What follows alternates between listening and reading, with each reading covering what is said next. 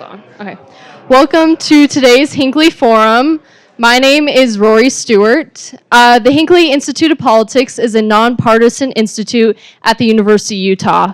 The Hinckley provides an array of transformative experiences for students through internships, forums, and classes. Hinckley Forums seek to foster public discourse and debate on the most current and pressing issues, bringing in local, national, and international thought leaders. Today's forum is titled Ethical Leadership and Decision-Making and is presented as the American College of National Security Leaders Fall Seminar here at the University of Utah.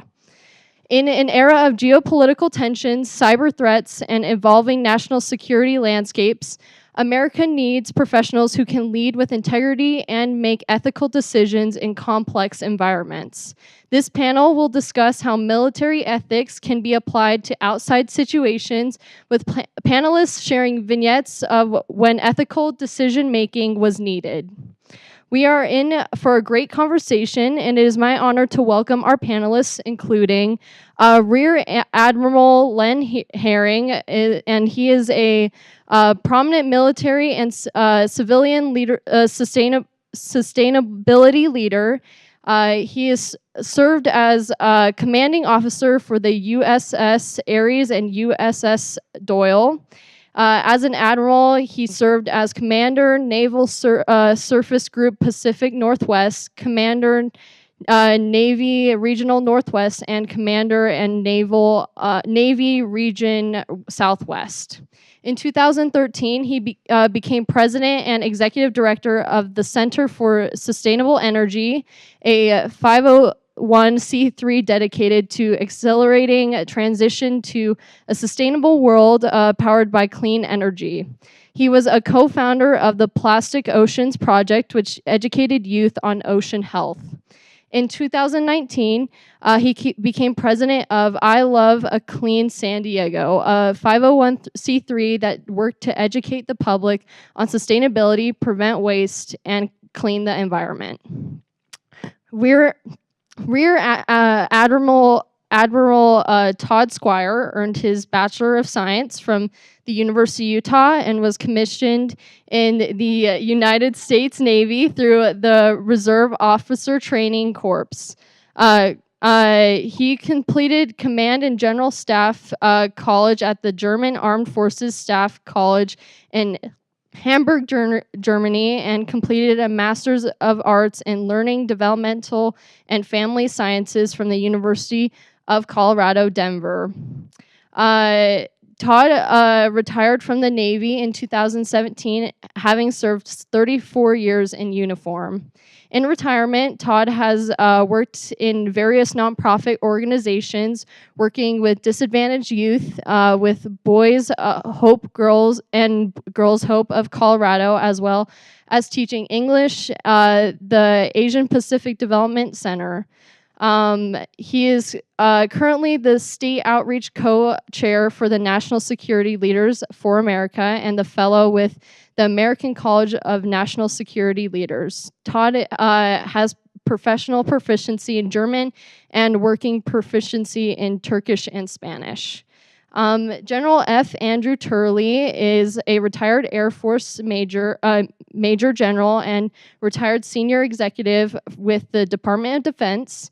He served for more than 27 years in a wide variety of active duty and reserve judge, advocate, military lawyer positions at the wing, major command, and Pentagon levels. His highest military award is the Distinguished Service Medal. Major General Turley is dedicated, dynamic, and innovative leader with a wide range of senior-level legal expertise in all aspects of government, ethics, investigations, national security, and intelligence issues, National Guard and Reserve matters, government operations, federal appropriations law, government contracts laws, federal civilian personnel matters, and congressional relations. Is there anything left? Yeah, I don't know. Today's conversation will be led by Jason Perry, Director of the Hinckley Institute of Politics and Vice President of Government Relations at the University of Utah. We will turn it over to him to get started.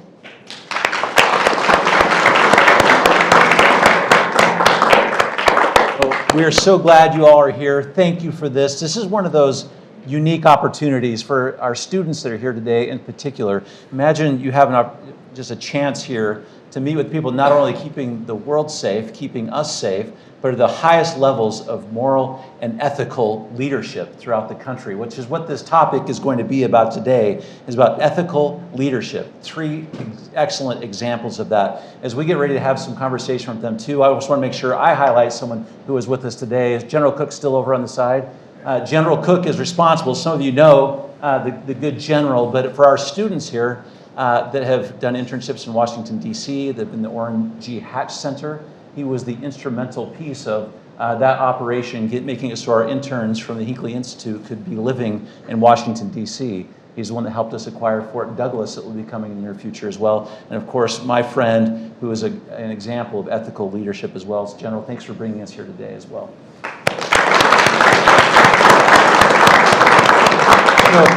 To our students, to our members of our military and our community, we get to hear from 2 former admirals and a general.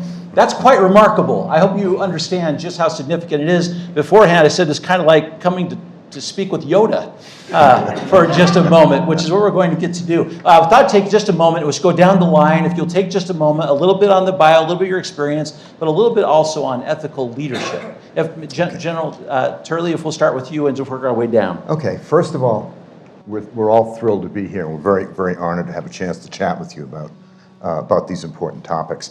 My background, in addition to serving in uniform with the Air Force, Air National Guard, and Air Force Reserve, is I also served in a number of civilian positions at the Pentagon, including being general counsel for one of the small DoD agencies. I was in the staff at the White House, general counsel for an element of the Executive Office of the President, the Department of Justice, and my final assignment as an attorney was in the General Counsel's Office for the Air Force as the Deputy General Counsel for Fiscal, Ethics, and Administrative Law. So ethics has been part of my practice for almost my entire career, both military and civilian. And when we're talking about ethical leadership, we really have to take a step back because we really have ethical conduct really starts with the whole concept of values, and that's values on a personal level, a professional level, and an organizational level. And when you're in the military, and what we wanted to do is give you a little bit of insight into how the military looks at these issues. And every organization is different, and a private organization may look at it quite differently, but there may be a lot of things that also match up as well. But in the military, every service has established what we call core values. For the Air Force, it is integrity first, service before self, excellence in all we do. That focus permeates everything that the Air Force does, from our very senior people in Washington working on policy, down to people flying F-16 missions, down to civil engineers who are helping to keep our bases in order, and down to every airman. It's something that, done right, should affect every task that we do in every organization. And when we talk about integrity, we're talking about things like integrity, justice, responsibility, respect, transparency, and justice, and service before self. Quite honestly, that is goes without saying. That's the nature of what we do. We swear allegiance to the Constitution. And excellence in all we do, we put forward our best efforts. Ethics is simple. Values are simple. Applying them is tough. And that's where the difficulties often lie. It's funny, especially when I was the senior ethics official for the Air Force, I always told my clients, you never want to hear me say the following 4 words: what were you thinking? But another important thing to understand about ethics too, it's not just the law. Ethics can go beyond the law. The law is something that a lot of our ethical values are embodied in the law, but it doesn't necessarily stop there. And that's an important concept that we've looked at within the services and that we apply as we're moving forward. Admiral Sweet. Squire? Thank you, Andy. Thank you, Jason. Like I said, the first things first and the most important, go Utes, class of 1987, just to tell you where it is. So that's all you really need to know about my bio. But after I graduated, I was fortunate enough, I flew airplanes off aircraft carriers for the first half of my career. I did 6 deployments to the Mediterranean, the Persian Gulf, and the Western Pacific. And then I wanted to live in Europe and speak the language. And I went into a different career field. It's called the Foreign Area Officer field. And basically what we do is we take officers that have operational experience, we give them a master's in regional studies, teach them a foreign language, send them overseas, and then we just leave them there. So I started in Germany. I had positions, the strategic leadership at the Pentagon, operational leadership at U.S. European Command, and then tactical leadership at the U.S. Embassy in Ankara. And because I knew so much, I went to India to do an embassy tour there, and then finished off back at the Pentagon doing international relations for the U.S. Navy. So Andy gave us an idea of what it's like, how the Air Force looks, both at core values and ethics and how they match together. In the Navy, I'd like to spend just a couple of minutes. First off, all of us in the military, when we enter, we take an oath. I, Todd J. Squire, do solemnly swear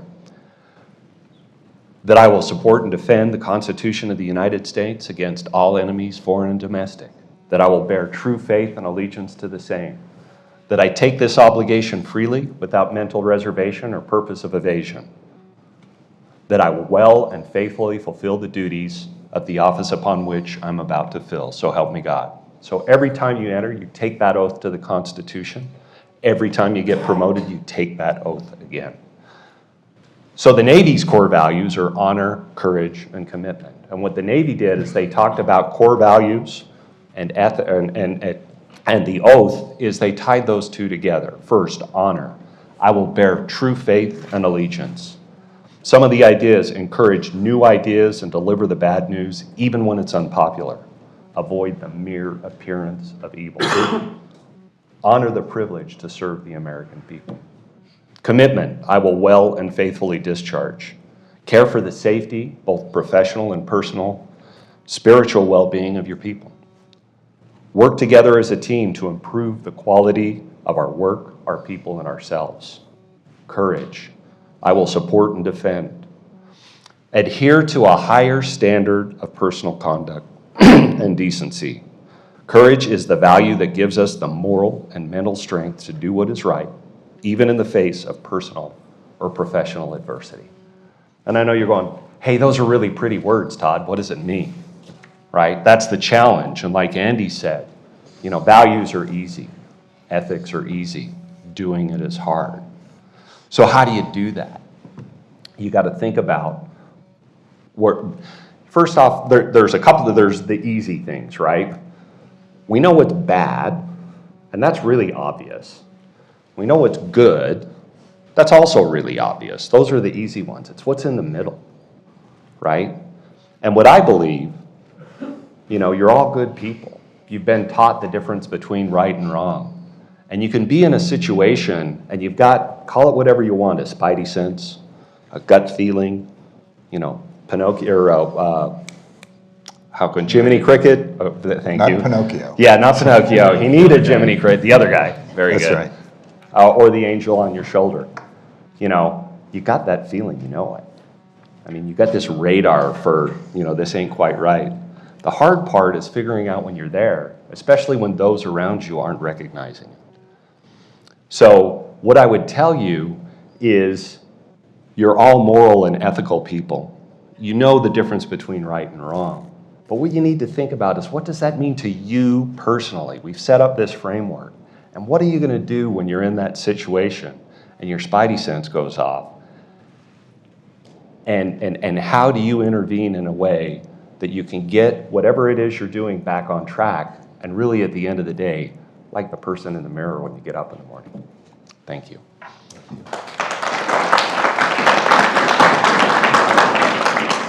Admiral Herring? Okay.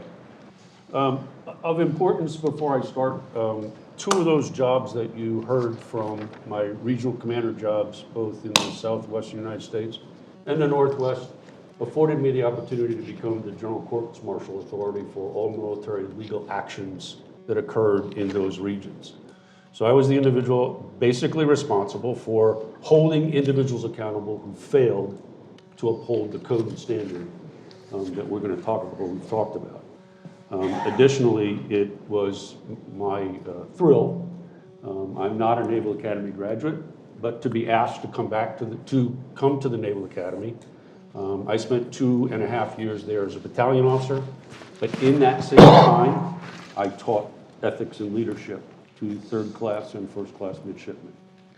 And the reason why I say that is because what you've heard here so far from each is that each military organization spends a tremendous amount of time instilling the codes and ethics of its organization by which we are expected to operate on a daily basis. It's not hopeful, it's we are expected, and we hold those individuals accountable to make absolutely certain. Each and every service have their own set, but they are all based on the same exact code. Exactly the same thing. It doesn't make any difference if you're Air Force, Army, Navy, Space Force, whatever. The code of ethics that we all live by every day all come from the same place. And we're expecting people to uphold the oath and understand the code. Training's conducted on a religious fashion. I mean, literally, we go through tremendous processes on a regular basis of teaching folks what it is that they are expected to uphold. It doesn't make any difference where you are in the chain of command. Everybody gets a refresher at some point in time, and they're expected to abide by those expectations and regulations. It's possible for individuals, even within our own code, to refuse orders. And this is where Todd was getting at. If you believe on the inside, no joke, we even afford that opportunity, that if you believe that the orders that you are given are ethically unvalid, unlawful, you have the right to defend your own choice of ethical standing and refuse. Be prepared, but you do have the right. It is part of what we say, even in the outside. I'm the guy who gets to close this all up with the business piece, but every command structure is built so that the ethics of our organization have a tier understanding of how to make sure that that code is upheld. Our chain of command has every opportunity for individuals within the code to make absolutely certain that those above them or below them are maintaining the efficiency that we are expecting of them in uniform, regardless of the situation that we find ourselves. When I was in command, I would always tell, especially when I was much more senior, I would get my staff together when I first came on board, and I said, if there is ever a situation where you believe, or you think that somebody outside of this organization will believe that we're making the wrong decision, I don't want you to wait until the decision is made. I want to know before I make the decision. You are responsible for making sure that we are ethically sound and the individuals within the command understand that that is the premise from which I command. And they too in the opposite. And it's vital to making sure that it happens. Now, transition to the business world. Whole different arena. The basis for ethical behavior on the outside is not functionally similar to that within the military. When you join a business, you are not sit down, you do not sit down with your HR manager, and you are not told what the business ethics of that organization are. You understand what it is, but in reality, it's supposed to be laid out in your HR handbook And I swear to God, every employee I ever worked with, I know they read that thing and studied it. I know they did. Reality is, that's not the case when you're outside. It's not the same thing. And that's where, no joke, the angel sitting on your shoulder comes into play. There's an expectation, and when you get into the outside community, if you don't question, then the reality is, ethically, you fall behind. You end up, and you will find out when you get into the business world, and why I'm so excited to be here, because I think this should be a standard course in anybody who's going outside, that you understand what ethics really is all about. It's not about money. It's not about business goals. It is about making absolutely certain that with integrity, that you are making a decision that you can live with. And when it's all said and done, I always tell my kids, or my sailors, if at the end of the day, you've completed what you've done, and you feel comfortable telling grandma what it is what decisions you have made during the day, then you've done the right thing. And it's important that you understand, and I'll tell you, in the Navy, we say shipmate, or self, shipmate, ship, God, and country, okay? So when you've got it all done, you need to understand how that works into your ethical behaviors. It's not one over the other, because our ethics are driven to make absolutely certain that each level of that organization you understand where you fit in that organization. And when it's all said and done, if you're doing the right thing, you will never embarrass this one. Never. Because every level of this part of the organization knows exactly what their action should be on any given day. And that's what we are.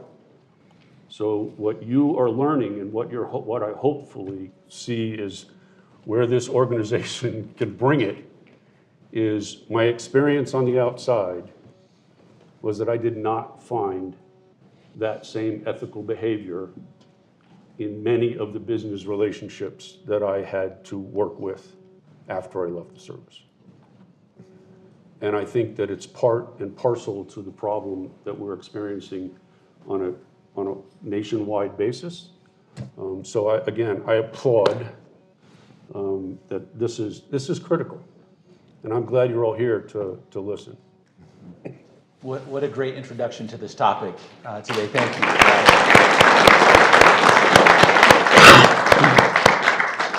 We're going to have a chance for some questions from all of you in a couple of minutes, but maybe I can, based on what we just talked about here, maybe a very practical question with an example from you, if any of you has one of these. But we talked about having the sort of the ethical foundation, and then the doing it is the part. I'm wondering if you have any examples you can give where it took some courage, where the right decision was also the unpopular one, which is sometimes the case. But as leaders, that is often what you had to do. Do any of you have one of those examples? You give us some of the circumstances behind that where the right choice was the unpopular choice, but it had to be made. I probably got a good one. Okay, it got me a personal trip to the bridge of the aircraft carrier, so maybe it might be a good one. So I told you I flew airplanes off aircraft carriers. As I progressed through, I did a tour in Japan, and my job, my primary job was to be a landing signal officer. And what that is, it's a pilot from the air wing that manages the carrier landing proficiency of the air wing pilots that goes into that. So you have someone on the flat end of the boat every day doing that. That was my primary job. We had done a port call in Australia, and it was a 7-day port call. And we pulled out, and we needed to, after 7 days, your night currency goes away, and you need another landing to be current at night.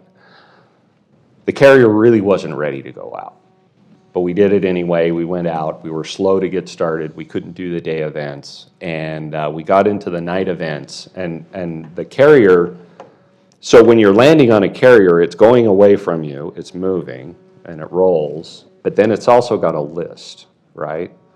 So the carrier was listing, so they have ways to keep the flight deck level, and it just wasn't working. I'm sitting there on the flat end, I'm looking at my little gauge, it goes to a degree, I call the air boss, goes over a degree. We have an E-2 Hawkeye land. Now, he's got 15 foot of wingtip clearance. He's coming down, he levels his wings with the 1 degree off, drifts 15 feet to the right. The wingtip hits an S3 and a helicopter, basically. Nobody was hurt, it was just money. That was a good thing. But then in the safety investigation, they just basically wire brushed the heck out of me.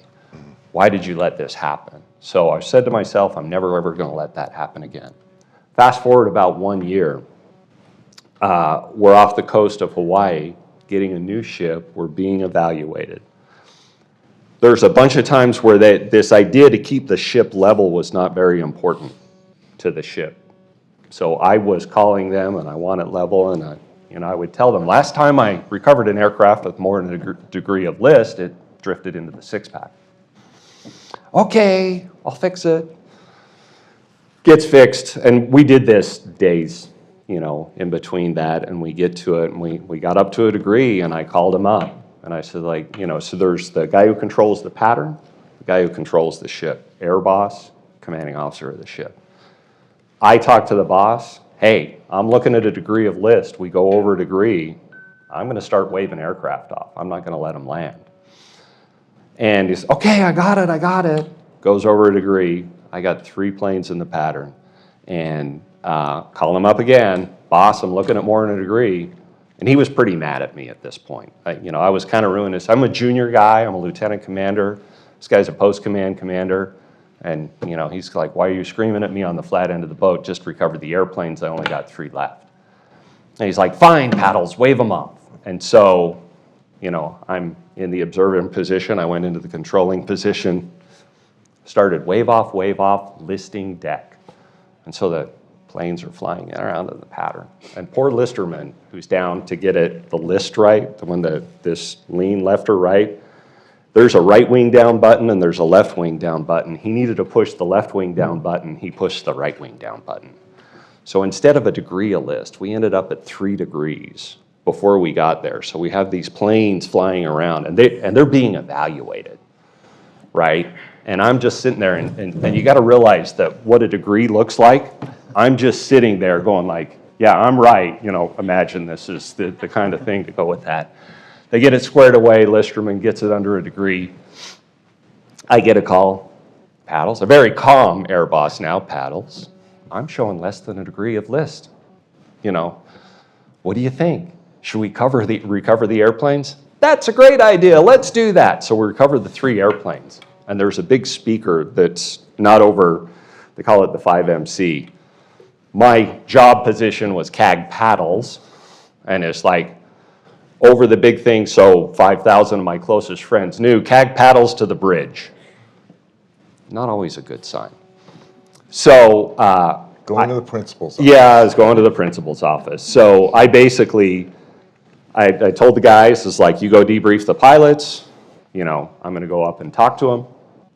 And you gotta realize the bridge is like 10 ladders up, right? So I'm full of vim and vigor, I'm like number 9. And I get up and the door into the bridge is this big armor-tight door that weighs a ton, and I'm like, open it up. And I walk into the bridge, and the commanding officer's sitting up there in the corner, and he's looking out the front. And then everybody that's on the bridge is like, this is gonna, Captain, I understand you wanted to see me.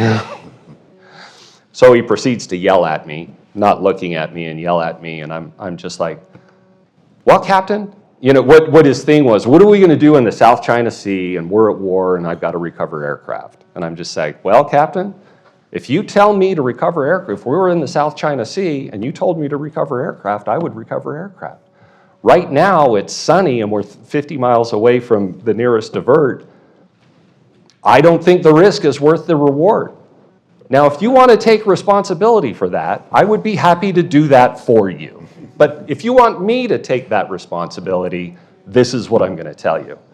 That is really not the answer that he wanted to hear. So, more yelling. with that. And after, I guess, he ran out of breath, still hasn't looked at me yet. He's like, thanks, Paddles, you know. And so I, yes, sir, walked my way out. And that was, so yeah, that would be my story. You made the unpopular choice there for him, I suppose. Yeah, General? I want to add an additional element to the whole concept of ethical conduct. One of the things, especially in dealing with senior officers, I always emphasize to them is somebody is always watching. And somebody is always learning from what you are doing. And quite honestly, when we get into the whole issue of ethical leadership is nothing more than doing the right thing. And a truly ethical person does the same thing whether somebody's watching or not. But leaders at every level, and even more junior people, they will, if they're acting ethically, they have an influence on their peers. Senior people, if they're acting ethically, that standard is set for the organization. I think that's one of the big lessons that we have followed within the military. One of the other things I think, because Admiral Herring, of course, talked about taking a step outside, in a way we were spoiled. We had our service who helped us define our core values and give us something to live up to. You may not always have that, so what you have to do, and this is why I say ethics and ethical conduct start with values, not just organizational, but personal, and as well as professional. So there are all these things that go into the mix, and it's not always easy. But And the hardest part of being outside is that many of the ethical standards within the business are based on law. And those laws are extremely vague and can be easily interpreted by an individual who sees other than you do. And that's why it's so hard for many of us when we go into the outside world. I know what I'm expecting my shipmate to do. As a matter of fact, shipmate is a term used very cautiously. Everybody might think so, but shipmate, when I use the word shipmate, that's a person who I know will defend me, and if necessary, he give a life for me and I for him. No questions asked. If you're that person, ethically and morally, I will call you shipmate. But that is not something you find on the outside, because that interpretation is totally different. And when you see it in so many places, and again, why this instruction that you're building, it isn't about you. It's not about you. It's about the better for everyone involved. Making sure that you are responsible and ethical in your decision. Because if you do it, those who follow you will do it. If you don't do it, you are setting an example for those. When I was at the Naval Academy, I would reprimand a senior who did not stop a youngster from doing something that he or she was not supposed to be doing. Because what I was trying to teach them was, you turn a blind eye to an obvious, neglected practice, you are telling that individual that you accept it. We are in a learning environment where you need to make sure that they know what the limits are. And that's where you need to be. General Turley, really quickly on this, since we talked about the law a little bit, as an attorney, I'm an attorney as well. Sometimes you look at the things dealing with ethics, and sometimes you'll come to the lawyer and you say, well, what's the law? Is that the same as saying, what is the ethical thing to do? no, it is not. The way I approach that, our laws are really the embodiment of a lot of our ethical values, but I really view it as a floor and not a ceiling, because you can there are circumstances in which you can comply with the law, but yet it is at best ethically questionable to do other things. So So it's a real balancing act there. So the laws help to some extent, but just because you comply with the law doesn't necessarily mean it is the best course of action to take from an ethical point of view. Sorry, someone else. Connecting to that for just a moment about doing the right thing in a world where sometimes people will assert that ethics are situational, which is, of course, not where you are. And Admiral Herring, let's start with you for a moment, for just a moment. When it comes to doing the right thing, our moral frameworks. You all have been in situations where you are around the world. You're in a culture that you might not share the same things. It might be a different moral framework when you are on your ship or wherever it might be. Talk about ethics when it kind of is broadcast out in that direction, but people might not share your exact cultural experiences.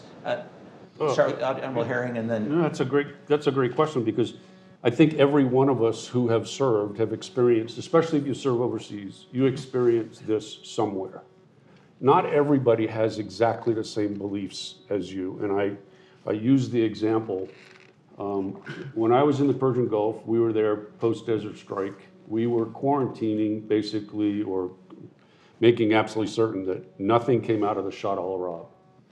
So I was the commanding officer of a four ships in a group that maintained the control of ships moving in and out, and we inspected every single platform that went in and out of the Shah al-Arab into Iraq. I had 5 officers from 4 different countries who came aboard my ship and were the translators for each of the vessels that we were encountering, because they don't all speak English, and I need to be able to talk to them.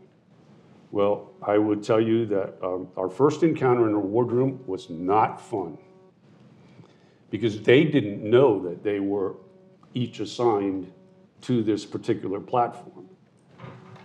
We had 2 Muslims, one that was Yemen, and he was Jewish. And then we had 2 other individuals that were part of the group. It became extremely difficult because they didn't want to sit down at the table with one another. But yet, after a very short period of time, we recognized that while our differences are here, a requirement is to fulfill the expectations of the mission, and we've got to figure this out. We need to sit at a table and figure out how to get there from here. And from an ethical perspective in leadership, we needed to bring the 5 of them together. And after about 2 weeks, everything was copacetic. It worked. And we were able to, I boarded more than 177 vessels, I think. The team went out and did their thing, and these guys were brought on board to make sure that the correspondence and communication between us and that platform that we were ordering to cease was there. But you experience that everywhere. It doesn't make any difference, and I think that's the NATO brief this morning. The amazing part is that, not everybody agrees with everything. But they all understand how important it is to put their differences aside for their own preservation. And the integrity of the organization is preserved because of that. Thanks for that. Admiral Squire, before we take some questions, do you mind just addressing that same question as well? I mean, it's not just that you have lived in all sorts of places in the world. You've been part of the culture. You speak multiple languages. You've been there. Talk about your own moral compass put in the middle of places abroad. So what I'd really like to do is just build on what Len talked about in this situation where, familiarity bred understanding that goes into that. And if you remember from what I was talking to you about, your gut feeling, your Jiminy Cricket, your angel on your shoulder, I'm here to tell you that's an equal opportunity feeling. It's a multicultural, multinational, multi-religional, multi-generational feeling that goes in there. And basically my experience everywhere I've gone, you all know what's right? So do they. They know what's right. I mean, it kind of comes down to the golden rule: just treat other people the way you want to be treated, and that's going to serve you well no matter what you're going to do. Conversely, what we'd say sometimes in the Navy is 10% of your sailors or 90% of your discipline problems. I'm telling you that 10% is also an equal opportunity, multicultural, multi-generational, multi-religional 10% to go along with that as well. And it doesn't mean that they're bad people. It's only 5% of the Air Force. Oh, yes.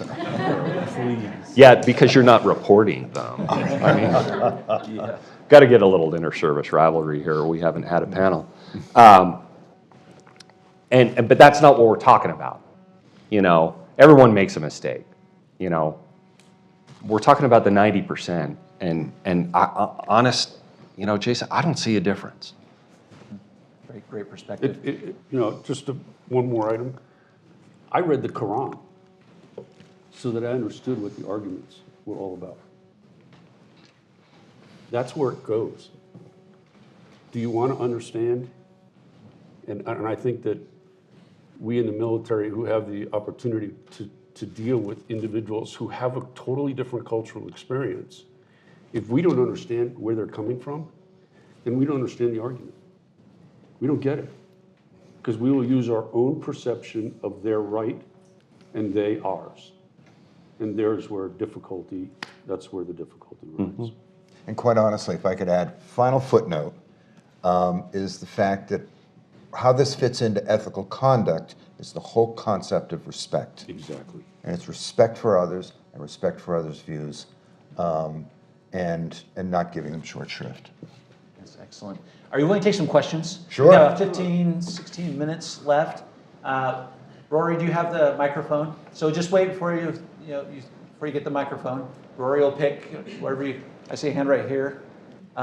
So just state your first name, if that's okay, and then your question out loud, so everyone can hear. Of course.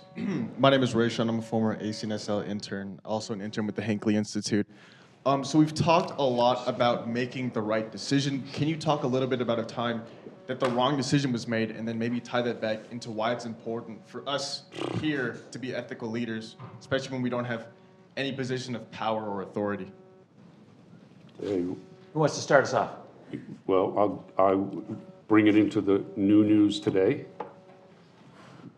And we believe that everything that we are supposed to do on a regular basis is based on our ethical and ethics. A senior 4-star admiral in the Navy was just convicted and will be sent to prison for 6 years for bribery. And that's the ethical differences when you find that there are individuals who are willing to put self over code. And I think that's the principal issue there when you put self ahead of your service and ahead of your obligation. And I don't want to pick on the Navy, but the Navy has had a whole rash of I want to call it the Fat Albert, but it's Fat Leonard. Fat Leonard, yeah. About a contractor in the Middle East, in the Far East, who was providing all of these favors to all of these various naval officers. A number of them were court-martialed, including folks at the flag level. A number of them went to jail. It was very easy for them to walk away, but they didn't. So it's a question of and those are two really good examples of a situation where you put self ahead of service, self ahead of your ethical obligations. So it's easy to do, and it can happen at every level. Well, Rayshawn, you actually have a lot more power than you think. Yeah. I don't look to us as the old guys, as the ones who make the decisions that go along with that. I really think that, leading by example, having empathy, treating your friends with respect, treating your enemies with respect, I think that's something that all of us can do. And I'll be honest, I learned from you when you were an intern with us and the other interns that come in here. I mean, you guys bring in so much for us old guys. We've had our chance. We're all locked in our experiences and what we've done, and you bring such a diversity of ideas, of perspectives, of thoughts, and of knowledge. And your ethics and your values precede you. And I look to you as a leader for me. So don't sell yourself short. You got a lot to offer. Truth is, we're always right and you're wrong, but but if you go back, I mean, I have my master's from the Naval War College, and we study from the Peloponnesian War to the existing day of war while you go to school. And many of those, the environments and situations that you study are both successes and failures. And in many cases, those failures are decisions made that are not consistent. The My Lai massacre, perfect example. They are decisions that are not based upon the code in which we live. And that's what you study. Again, you study to make sure that when you are placed in that situation, you are not making that same error. Well, and just one last thing, it's not, we all make mistakes. Everybody I does. mean, God, I've made a bunch of mistakes. Some of them are real doozies. He had a good lawyer, though. Yeah, I did, which is good. Way to cut the words. Yeah. But it's what did you learn from your mistake? Was that a period of growth? Did you understand what you owned in that particular thing? And how are you going to change your behavior to avoid that mistake in the future? So we don't want to say that, everybody's perfect, nobody makes mistakes. We all make mistakes. It's what do you do with those mistakes and how do you learn? And I would tell my crew, it is the reason why you do what you do. I was hated on my deployment going to the Gulf. My ship went to general quarters 44 times before we hit Rota. And it was any hour of any day, any time, I brought the ship to general quarters. The first time I had to do it for real, I was no longer a hated guy because we made our mistakes in exercise. We corrected our mistakes to make absolutely certain when the time was required that the code and conduct of that entire crew understood exactly what was expected of them. And it happened. We were in general quarters in 1 minute and 58 seconds, and the fire control team was ready to go. You don't do that if you don't over and over and over and expect people to do what it is that they're going to do every day until you get it. Another question.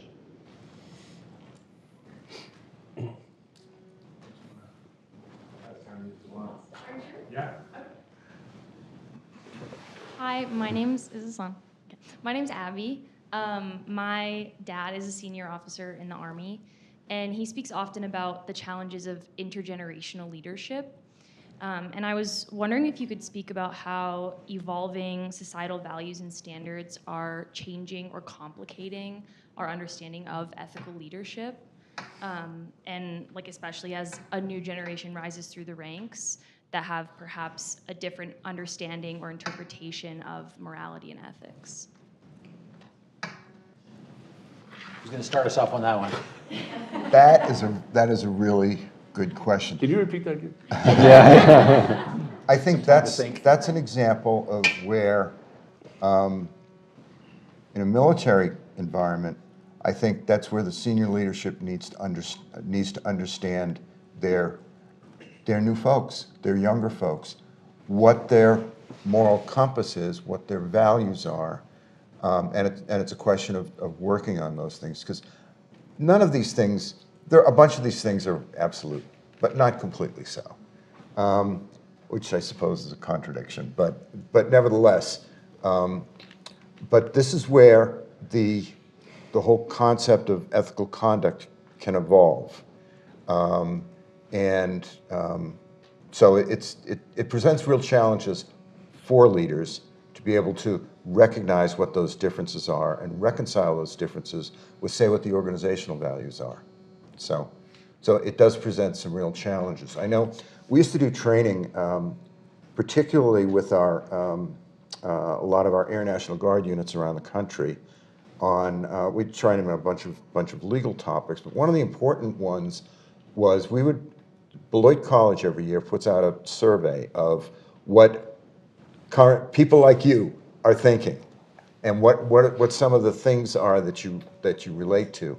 And it was a real eye-opener to these senior enlisted leaders and commanders to help them understand what the world looks like through your eyes, and help them in turn provide the leadership and provide the guidance in terms of developing collective values for the organization to go forward. I know that sounds squishy, but I mean, that's how this stuff evolves, and that's why those things are important. And that's, quite honestly, that's how standards evolve too. Yep. So, To be an effective leader, I think you have to be willing to have the conversation. But at the same time, the expectation from the junior needs to understand that sometimes that compromise could potentially cost you your life. Okay? So we're talking about a different thing than a business decision. And when we make those, when we make those alternative solutions, if you will, to make you happy while you're sitting in your room, that may not be the right thing to do from a more comprehensive position, knowing that potentially tomorrow I'm going to send you, and you better make absolutely certain you know exactly what you're doing, and you're not compromising the standards so that that young lady who's sitting next to you, who I'm also going to send, doesn't end up a casualty. So there are things that are a little bit different in the military environment, and we are seeing some of those today.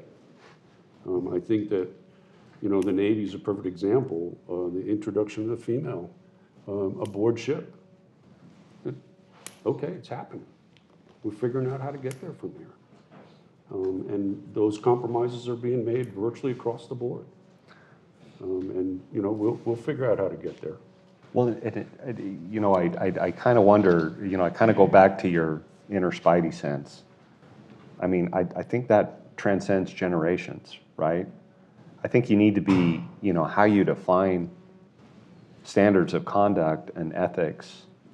You know, I think that needs to have a certain level of flexibility to be able to apply to the situation you're in. Right.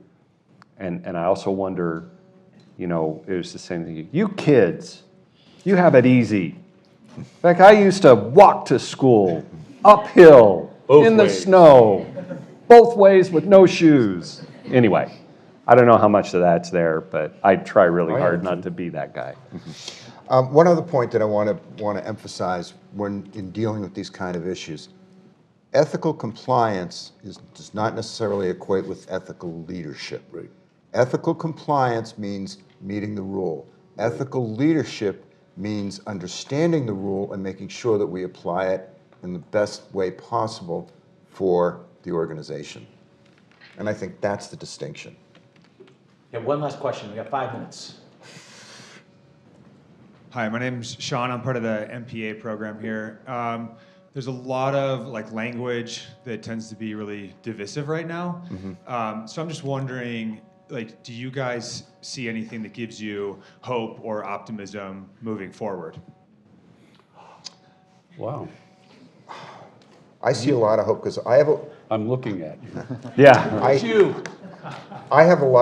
really have a lot of faith in the integrity of the people in our armed forces. I really do. Not only did we grow up with them, not only do we know them, but we know the value system to which they adhere. There is a lot of divisive language around, there's no doubt about it. But we also have great reliance and great faith in the integrity of people from airmen and privates on up, that we're gonna get to the right answers in these things. I really do, and it's not easy. Well, and the thing that gives me hope is this room and the experiences we have with all of you, right? We've had our chance. You know, we've made our decisions. We've made the influence that we need to do. And whenever I get upset on whatever's going on with the news cycle of the day or something like that, and every intern with ACNSL has heard this from me, I start working with you all, and then my faith in humanity and the future of this nation is restored. So you're the answer. Yeah. We'll go right back to the very beginning. To support and defend the Constitution of the United States. The reason I have hope every day is because we are willing to sacrifice for what's written on that piece of paper. And you're the hope that can hopefully quell the diversity and dialogue that exists today if you just recognize that if you don't talk about it, then you can't solve it. And if you don't have the ability to sit down from a leadership position and have a conversation knowing that you and I may not see the same, but in order for us to be in the same room and like each other, we have to come to a compromise. And that's what the Constitution is all about. It's what makes this country the greatest country on the face of the earth. We're not We enemies. have the ability. We're not enemies. No, We may we're disagree, not but we're enemies. not enemies. Put it aside. Yep. And again, I think there's not a person in here in uniform who had served that does not take that oath religiously. As we get ready to we are go. willing. Yeah. Oh, so, did you No, have go something ahead. first? No, please, Jenna. No, I'm, This is sort of a lightning round sort of question here too. One of the great things in my conversation with you last night and again today is when you see people at the highest levels of leadership and you realize those ethical standards remain. They are the same from the top to the bottom, and that you have instilled those. I'm just wondering if you can give us just a very quick answer about what you do. One daily habit, one daily practice that transcends, that transfers outside of military, that can help these great students here stay ethically grounded, to keep their moral compass grounded in ethics. Just one thing that you do that has helped you throughout your career. that is a tough question. Oh, really? Not too hard to end on? Any one particular thing that keeps me on the straight and narrow? Yeah, what is that?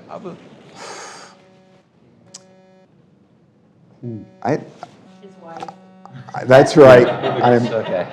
The No, nine, I just- the 9-iron and a good putt. That's right. That's right. That's pretty good. I Pretty good answer. I never cheat at golf. So, Yeah, but more importantly, every day I try to be straight ahead with people, and don't try to, and be honest with folks, and that's an good. important thing to do. I know you are. Admiral Squire? So one of the things, and all the interns that have heard my spiel that do on this, I have two things that I think about every day when I get up in the morning. And have y'all heard of sharpen the saw?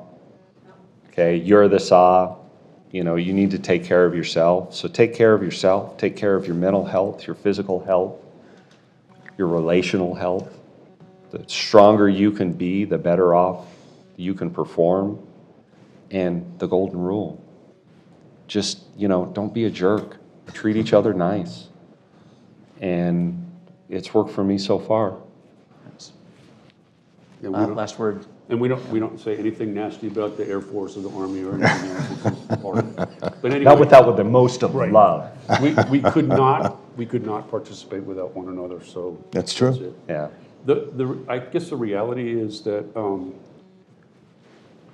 the one thing that keeps me going is the passion to continue to work with organizations like this. I sit on 6 different boards. I'm the president of the largest charter school system in Southern California.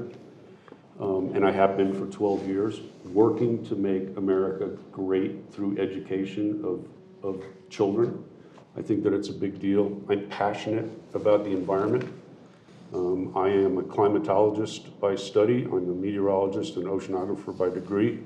And I've spent the last 15 years trying to convince people that the environment is more important than any of our argument.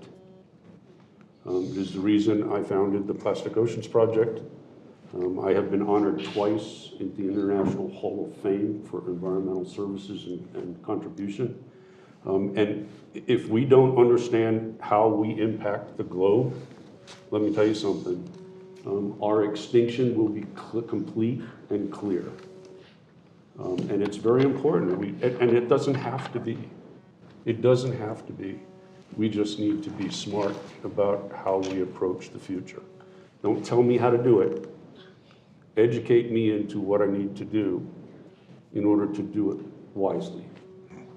have an ethical boundary, and understand that you are not going to convince everybody, but the more you convince, the more opportunity you have to succeed in the mission that you're trying to achieve. That's it. An amazing conversation. Thank you.